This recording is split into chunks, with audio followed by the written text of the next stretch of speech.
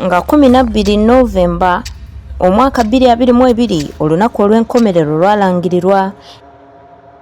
Embala y'enkola eno egamba nti singa enkola ey'okusaanawo egenda mpola ekimala era nga tewali birala bigiyanguyiriza, olwo buli kye twogerako kijja kubaawo mu Okitoba wa 2036. Tubaliridde embeera ez'enjawulo era ne tukomekkereza nti mu buli mbeera yonna wadde esinga obugonvu eyo eriwo kati abantu bonna abakusaanawo. Fumiitiriza ku makaago ageeyagaza, emirimu gyo enteekateeka zo zonna zijja kuggwaawo mu myaka 6 era mu mwaka 2036 enkomerero y'abantu bonna ejja kujja. Ekiseera kitono nnyo ekiyiseewo kitundu kya mwaka kyokka, naye raba omulabe Climate Sabaras kyakoze ensi yaffe mu bbanga ttono bwe riti.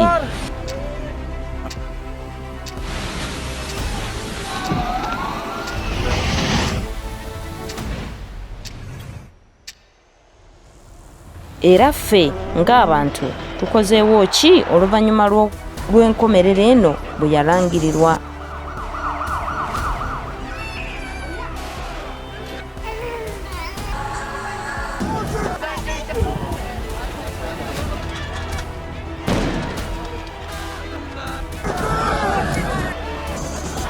Nga bw'olaba embeera mwe tuwangalira okutwaliza awamu ekyagenda mu maaso n'okubeerawo mu nkola ey'abakitunzi bannakyewa batono nnyo ku buwumbi 8 obw'abantu bonna mu nsi be bakyalwanirira tuwone okuzikirira.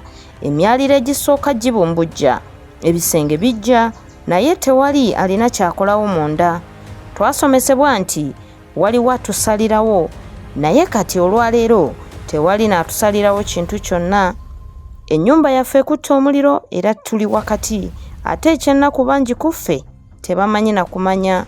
Naye nga Novemba 12, 2022 tannatuuka, abantu bonna abaabeeranga mu butamanya ku biseera byabwe eby'omu maaso kati embeera ekyuse.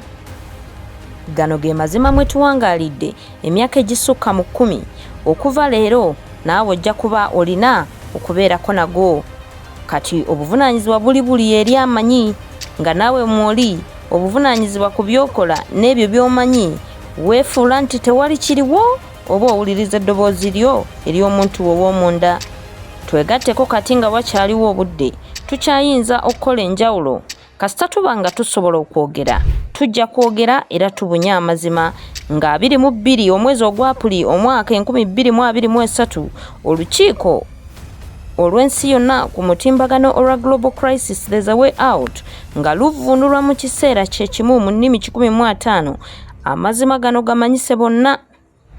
Kati kye kiseera okubaako ky'okola.